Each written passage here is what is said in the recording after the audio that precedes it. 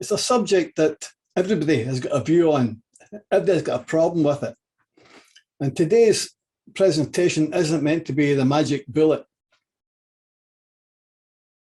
Everybody's got a view on what's best. If you look on model railway forums, you'll see people that say, oh, I've never cleaned my track in 5 years and it runs happily. On the other hand, there'll be people that said, I've tried every bloody thing and nothing works. And there's people in between that say, I've tried this product, it works, but only for a limited period. And we're back to where we started, which is probably the most common response, I think. So we're trying to work out what's best. So my aim today is just to look at what's out there. So we're looking at getting the track clean in the first place, and once we've got the track clean, being able to keep it clean. The presentation in 2 parts: how do we clean dirty track, and after it's cleaned up, how can we try and minimise further problems? Because they're separate issues, although linked. So there's obvious causes, the ones you would expect to happen. You've the ones you can't prevent, like dust. There's others like you've PVA'd the ballast and you've let some get onto the rail, or you've painted rust down the side of the rails and you've let some get, on the contact points, greasy fingers, all that kind of thing, which are kind of occur regularly. And then below that, we've got natural corrosion. In other words, if you built a brand new layout and left it in the loft for a year, you wouldn't expect to come back and find it still pristine and running perfectly, because there'd be a natural corrosion of the rail itself. Because the rail is just made up, as you can see, of a mix of different metals. And then lastly, there's the problems that arise when you run locos, the problems that running locos actually cause, as opposed to natural disasters. So we'll be looking at these. So we mentioned natural corrosion, which is usually called oxidation. And there's the definition of it. When metal is combined with an oxygen. And number 1, number 4, where you actually charge a piece of metal. So we're all used to iron oxide. In other words, this good old common garden rust, where and you get from ferric to ferric oxide. And the same happens with nickel oxide. You get nickel and you end up corrosion combining with oxygen and getting nickel oxide. That's going to happen whether you like it or not, unless we can work out some way of preventing it being oxidized in the first place. The root of the problem is that we only have a tiny area where the wheel touches the rail. No matter how big the rail is, no matter how large the wheel is, there's only a tiny point where it actually makes contact with the rail. And therefore it's easily disturbed. And I've listed a few possibilities there. One source of a problem is that the rail itself might not be exactly smooth. It may have a tiny kink in it, slight imperfections in the wheel's tread or the track face. And therefore, when the wheel comes over that part and it's dipped, you lose contact, albeit a tiny amount of time and a tiny amount of distance. So it could be a construction issue or a production issue. And then there's the pits and scratches. Pits we'll cover in a minute. Scratches, well, we can cause them ourselves most of the time. Every time we get a bit of oxidation, out comes some abrasive to clean it up. You take off the oxide layer, but you take off a tiny part of the rail itself. You make scratches, and they then become a source of further problems. And then just general dust in the track. So In other words, anything that gets between those points of contact are a problem. To maintain the flow of current, there has to be an arc. The current has to jump the gap either directly across if you've got a dip in the rail, or to the side if there's dust. So this micro arcing happens during running. It makes the surface of the rail and the wheels worse and causes future oxidation or oxidation. So the loss of contact can be very, very slight, nanoseconds. It doesn't take long to have a break.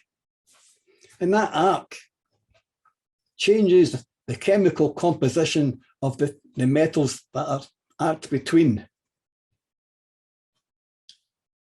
And of course, that oxide is very tightly bound to the track if you try to get it off. So oxidation, loss of electrons. Loss of electrons means you've got a possible positive charge. I looked at one of the pieces on one of the forums, and it said to settle the issue, this hobbyist had sent off a piece to an actual lab and said, go and examine what is this crud made up of. And it turned out it was 100% of the crud was purely nickel oxide. It wasn't gunge, it wasn't dirt, it wasn't, it was purely nickel oxide. So that's the problem we have to face, cure, and prevent. So first thing is, don't blame plastic wheels. Let's get rid of that particular myth that the crud that builds up on the rails are caused by plastic wheels. It's true that if you get plastic wheels compared to metal wheels, it doesn't cause the crud, but it's got less effect on removing the crud, because if you're using metal wheels in rolling stock, for example, then the metal is always continually going over the rail, and that amount of friction can help keep the track clean. Whereas plastic is not very effective in being an abrasive between the wheel and the rail. So plastic wheels certainly are not as effective as metal wheels, but they don't cause the problem in the first place. Right, so what we want to look at first off, we've got track that is already got problems and we want to clean it. What are the options? Well, option one is just to blast it off. The gauge master and the Relco units both worked on the same basis, that the electronics detects when you've momentarily lost contact. And when that happens, it puts out a high voltage, high frequency pulse. And that blasts away the dirt from the surface. That's the one I've got there, the Relco. You put 16 volts AC into it, and this goes to the track. So you put that in series with it, either that or the gauge master. Oh, by the way, before we get there, don't use it for DCC or don't use it for coreless motors. You don't want to be sending high frequency, high voltages onto the track, because in that situation, because you do damage to the coreless motor or to the DCC decoders. So this applies purely to DC based layouts with no coreless motors on them. And that's all we do. So the DC controller goes to one bit of the rail, also goes through the electronic cleaner to the track. If it spots a momentary lapse in a drop in current, the railco then will switch on the high frequency pulse and blast away the crud. You've got to think, it is effective. I've used it in the past. It's effective in the sense that it does blast away the oxide that's on the surface of the rail. You've then got to think, has it blasted only the crud away, or has it blasted a little piece of the rail away? In other words, you've just created a little pit. You've taken away what's on top, but ended up taking away a little pit in the rail itself, which is a cause of future problems.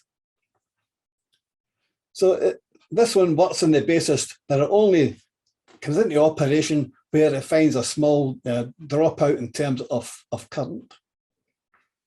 So you can run it around your layout, and to clean the tracks, run the loco around, and every time it finds a bit of crud, that'll come into operation, blast away that bit of crud, and so on. So it happens as it happens. That's one way. Falling out of favour, although still available at a price, £41.50. It does work, but maybe at not only a financial price, but a price in terms of future. So if we don't want to go down the electronic blast away route, the other option is to use abrasion. Can we rub it away? And we can buy these various manufacturers of abrasive blocks. I would guess quite a lot of you have got a variation of that already in your toolkit. Usually a piece of rubber, and it's impregnated with a fine grit, which is the abrasive part. You'll see this particular one, or this range rather, come from extra coarse. The lower the grit value means that the bigger the grit is. Extra coarse right down to fine. And their fineness is 240 grit. You can also buy emery paper, which is a bit cheaper, pack of 5, lasts a long, long time, and it's 2000 grit. In other words, it's not as abrasive as the ones I last showed you. So it'll take a bit longer to get rid of them. And of course, grit is going to, by definition, is going to scratch. But it's okay for removing bad rust as your starting point, or if you get paint or PVA or something on the rail itself, you can go down the route of abrasion. And then there's the track rubbers, which again is handy for paint and glue and so on. That's the one that we sell in the MERG kit locker. I've got a few, I think, in our local stock. If you look up close, you'll see the shiny parts of the grit embedded in the rubber. And then Pico do them, Hornby do them. They say Hornby's got a finer grit than the Pico. It means it's less effective. You've got to rub it harder and longer, but it causes less damage than the Pico, and there's less debris, because when you rub it, not only are you taking away the crud, you'll find parts of the grit drop off, you'll find parts of the rubber drop off. And that's why I've said down here, when you're finished cleaning the track, if possible, you should vacuum the track so there's no debris lying about afterwards.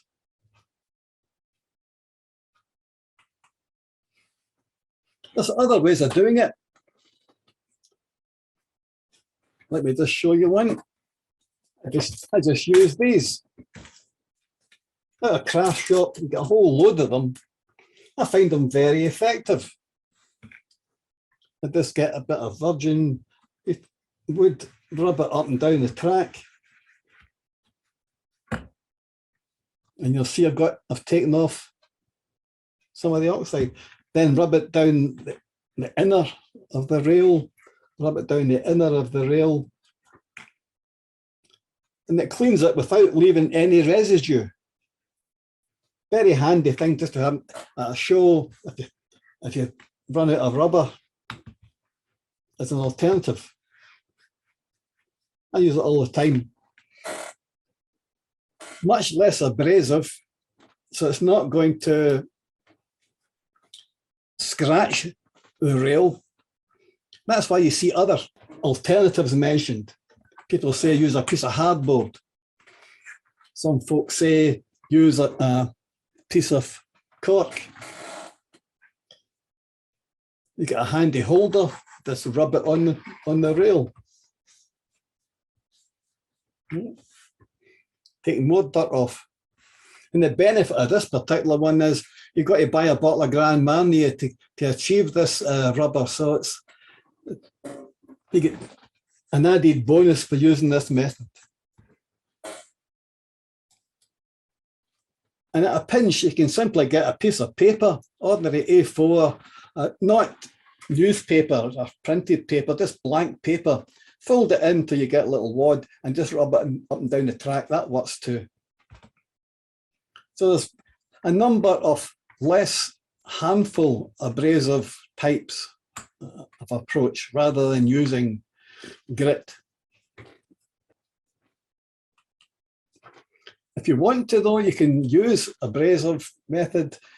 There's Hornby for 30 quid. They'll sell your coach that you simply attach to your local, run it round your layout everywhere, every bit of track in your layout, run it round several times.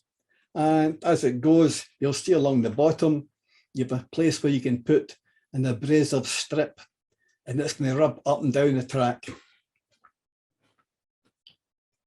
It's convenient, especially in a large layout or where there's tunnels or hidden sidings where it's hard to get in with traditional cleaners. But as a rule, I would prefer to have something that's less abrasive, but that's up to you.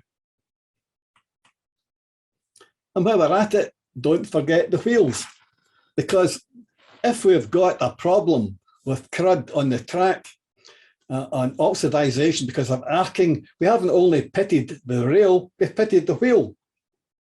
So there's going to be oxidation of the wheels themselves. So if you clean the track and don't clean the wheels, then when you come to run the locos again, you're still going to have that problem where the wheel hits the track at that point and it's still going to arc. So don't forget to clean the wheels as well. There's different methods. You'll see there brass brushes. You power up that. I've got one here, in fact. There's one there. You simply put that to your power supply, your controller, put the local wheels on it, and it supplies the power. And as the wheels rotate, it cleans. But bear in mind, even though it's brass, it's still an abrasive surface. But ideal for getting rid of the worst of the crud. You can buy glass fiber pens. I've got them with glass fiber inserts, and you get them with brass inserts. So you can use the brass part of this when it's particularly bad, and you can use the glass fiber for normal maintenance.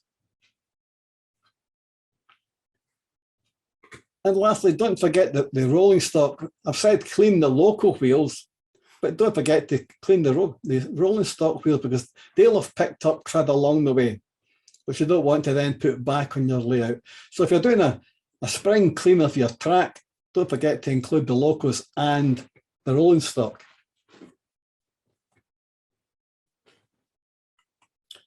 Right.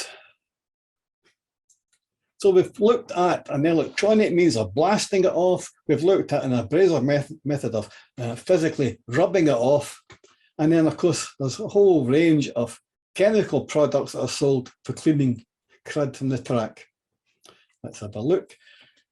Things to bear in mind before we look at individual products is the usability. Most of the products are petroleum based, therefore There's a fire risk. I wouldn't be having a cigarette in or a cigar in your mouth when you're working with this stuff. Then there's toxicity. Some of the products are actually harmful if breathed in and so on. Others may not be harmful, like you'll see there, petrol, paraffin and so on. Not harmful, but just obnoxious. Would you really want your layout to smell of paraffin, even though it works? Would you want to do it and have to wait for the smell to clear? It's up to you. So these factors before you even look at that individual products. There's other problems that arise that some of the products will damage paintwork. It will tell you be very careful to only put it onto the track itself, onto the rail. Make sure it doesn't splash onto any of your rolling stock, because it might damage the paintwork, or in extreme cases actually damage the plastic. It'll melt the plastic itself. Other products clean the wheels okay, but reports say that if you've got rubber traction on your tires, rubber tires on your wheels rather, then it can degrade the rubber. And other ones that are oil-based, more oil-based, can have the effect of affecting wheel adhesion. You try to run multiple rolling carriages and it won't pull them. You try to go up an incline that can't cope because you've put too much oil on the rail itself. So there's all these factors to look at when we're looking at products. So there's lubricants, there's water-based, there's alcohol-based and so on, and they've all got their own plus points and negative points. Whether they leave a film behind or attract dust afterwards, whether they leave little or no residue, and so on. So that's the kind of range we're looking at. And this brings us back to the main types. There are two types of cleaners that are available, polar and non-polar. Simply put, polar solvents clean the rail, clean the metal, but tend to leave it electronically charged, which then attracts dust. Non-polar solvents clean, but the material itself that you've put on doesn't bond to the rail and therefore is less likely to attract dirt and dust. So we're looking to look at non-polar types particularly. And it's been done for us, thankfully. I don't know if any of you follow the Model Rail Hobbyist magazine. You should have. It's a free magazine. But a few issues back, Joe Fugate is a very well-known American modeler, produced this chart.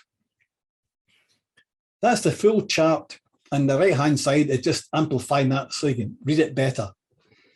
And what he's done is he's listed them in terms of the dielectric constant, in other words, how polar or non-polar they are. So we're starting with the best product for being non-polar down to the worst product. So yellow means they're polar, kind of polar, non-polar. Don't clean your track with water. I think you knew that one already. It's the very worst. So let's have a look at the list of non-polar products. I've done some translation for you guys that aren't American. Kerosene just means paraffin. Gasoline, as you know, means petrol. Mineral spirits means white spirit. So let's look at these and see what's available. I was going to do it as a kind of top of the pops countdown. What's the 10th most least polar to the very top, most non-polar? And I was going to say, let's do a countdown, guys and gals. Then I thought, oh, that's probably not the wording to be used nowadays. But nevertheless, let's look at the top 10 in terms of non-polar. That doesn't mean to say it's the best that you want to choose. So in at number 10, screw fix is a source of it.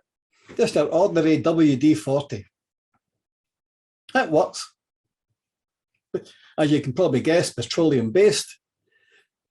As you'll see later, there's a better version of WD-40 in the charts. But if you've got WD-40, it can be used. Or go to Wilco's and buy a big bottle of Tups, a lot cheaper. And it's 9th in the ranking, also petroleum-based. Number 8, well, Clipper oil. Highly recommended in some of the American magazines. It's using white mineral oil. Oil. Every time I see oil, I get a bit suspicious, but it's your choice. Number 7, good old-fashioned white spirit. Again, a large bottle, lasts you a long time. Also petroleum-based, as most of them. Or ordinary petrol. Ordinary petrol works happily. It's number 6 out of that whole large chart we looked at in terms of being non-polar. You might not want to be seen siphoning petrol out your tank in case somebody phones the police nowadays with the price of petrol, but it works. As does diesel. It's even better for being non-polar. Whether you want to use these practically, whole different issue. And then there's the one that lots of model railway users, in fact, we've got some, Track Magic. Not cheap, a tenner for a small bottle of something that's non-polar, petroleum-based. Like everything else I've mentioned that cost £1.80. It works, but again, we've got to ask for how long. Once again, for every product that somebody says is good, there's somebody else saying it's no good. You'll see at the bottom another quote, Track Magic works, leaves a residue and affects the traction. So for every positive, there's somebody else got a negative on these. Number 4, Deox. You've got to get it on eBay. I haven't found a B&Q type store that sells it. Where it comes into its own, it's not only used as a contact cleaner, in other words, it'll clean your track. It's good for cleaning your locos and get at the wipers where they touch the wheels, which is awkward to get at because it's got the dispenser here. So you might find that's a handy one to use. Although at a price. Maybe a club might want to use something like that. Number 3 in the charts, Radial Spares will sell you for only 21 or 22 quid. A bottle of CRC aerosol, similar to the other one. And once again, he pays your money. It leaves no residue and safe for plastics, it says.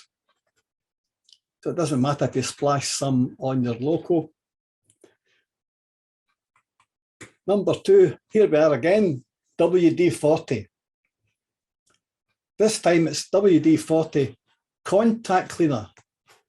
Not your ordinary cleaner, but specialist contact cleaner, which gets it's high in terms of being non-polar, but also gets a lot of credit for its ability to clean the track.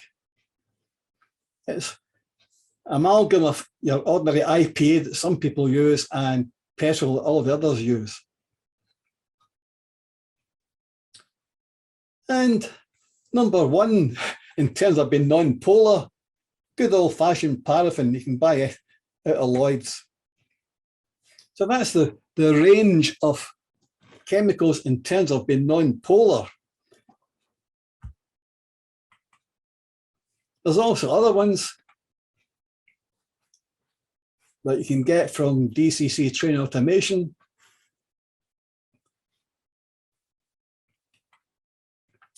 Some people use lighter fluid, which is it's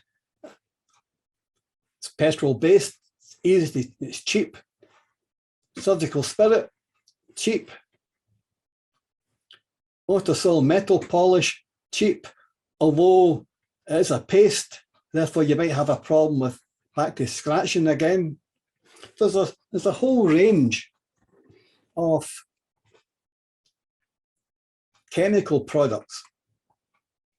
Some people have used 3-in-1 oil, which is crude oil based. Again, I'm always a bit suspicious when you see the word oil in a product. But so that's what we've got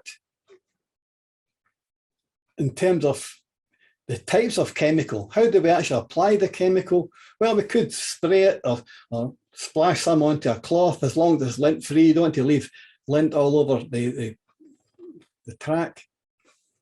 Or you can have it in a pad or in rollers. Let's have a look. If you want to, you can go down this route. Very similar to what I had before, a wagon that you pull around the whole layout. The only difference this time, the underneath, instead of having an abrasive sheet, you've got a pad containing cleaning fluid.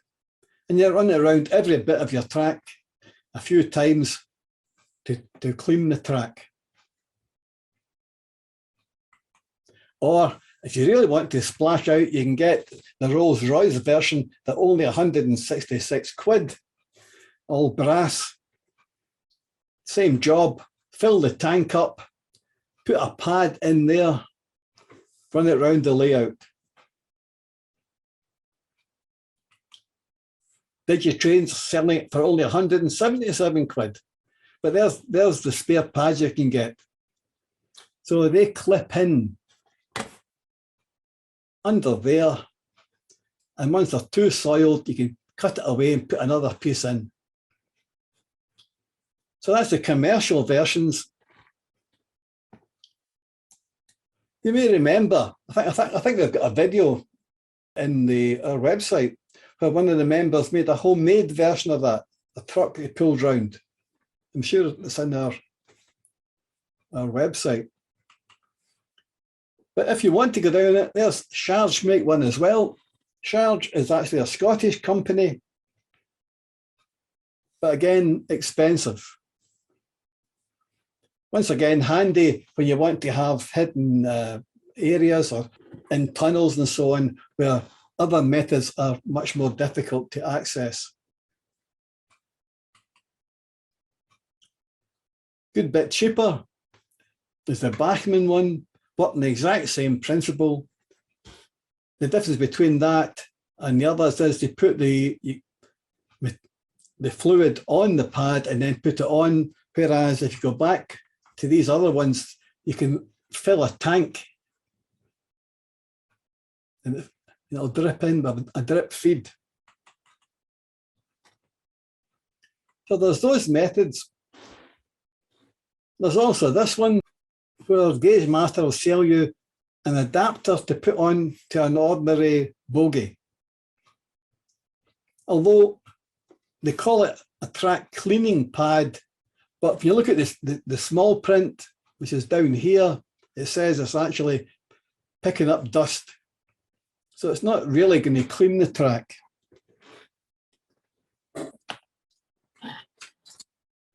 Another way of cleaning track, if you want to go down the DIY route, is that. That used to see use in my kitchen as a little brush for cleaning pots and so on. And then once the bristles started falling off, I cut off all the rest of the bristles. And I put my own pad on. So for almost nothing, I can then put on the pad and clean the track. You can do it much cheaper if you wish.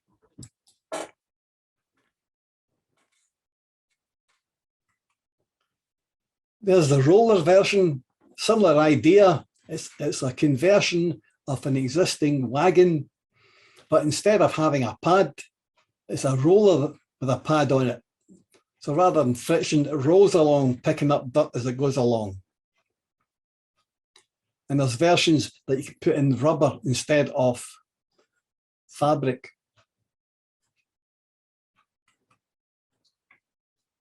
Some even have a built-in vacuum cleaner, so as it dislodges the crud, it hoovers it up as well as it goes along. You pay your money, you take your choice.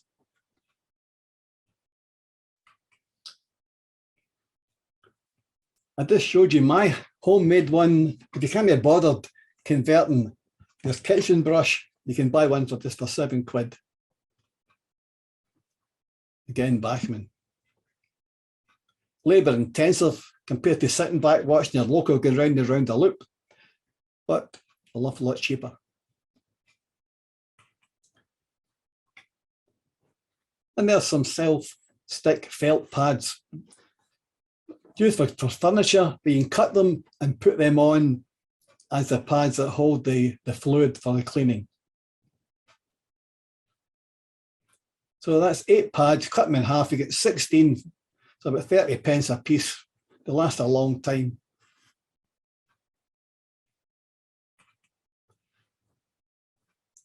Right, so that was us looking at various ways of removing gunge from the track. Let's assume we've done that. We've now got either laid brand new track with a light clean, or we've cleaned up the crud from the existing layout. We know from experience that most of the cleaning methods we've discussed so far only last for a certain amount of time. Then you're back to where you started. You've got to be continually going over it. We find that at our exhibitions, where the loco runs 8 hours a day continuously. The next morning is probably due a clean for the next day's run. So wouldn't it be nice if we could find some way, having cleaned the track, to keep it in a better condition? So what does that mean? Well, what we want to do, if possible, is fill in those micro pits, those little scratches and imperfections in the track that we spoke about earlier.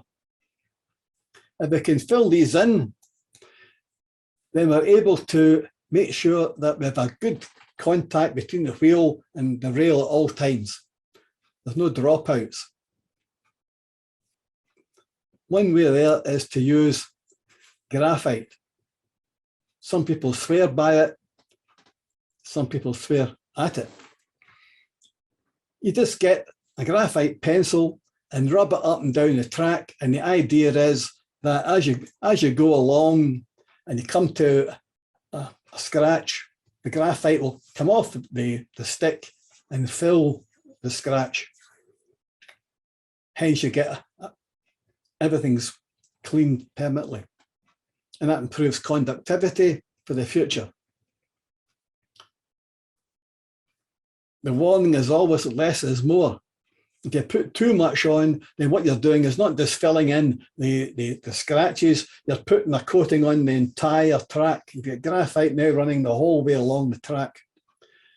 And that's act like a lubricant, and therefore you lose traction. The current journal has a piece from one of the members who did some work on it. And you can see there, it talks about the amount of time in running and how it affects the local performance. And you'll see that graphite has got a minimal difference over a period of time compared to untreated. And you'll see that the current for 3-in-1 stays almost, 3-in-1 oil, stays almost consistent. And then he did this graph and discovered that graphite in the long term is worse.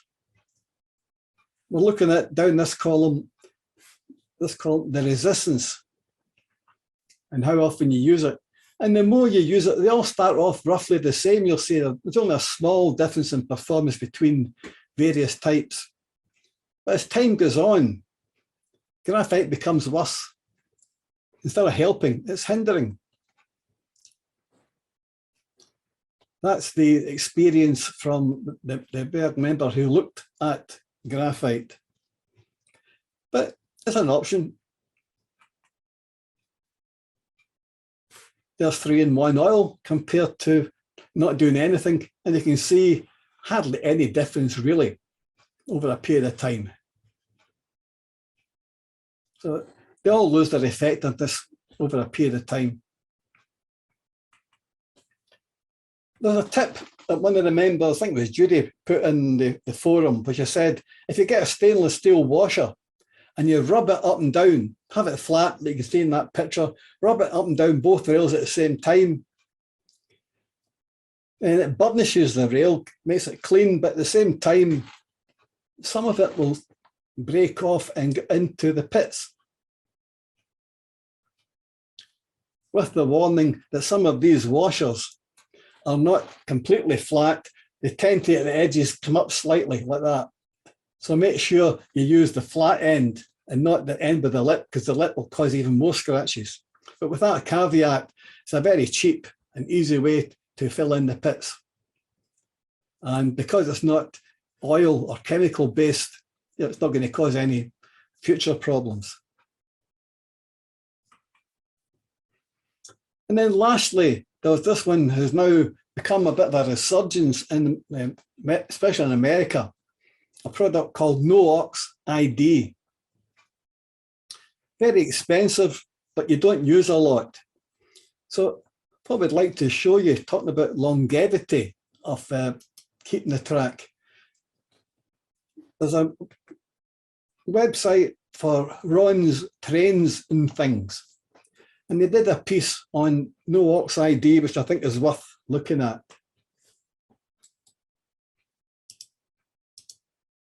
I can get it started.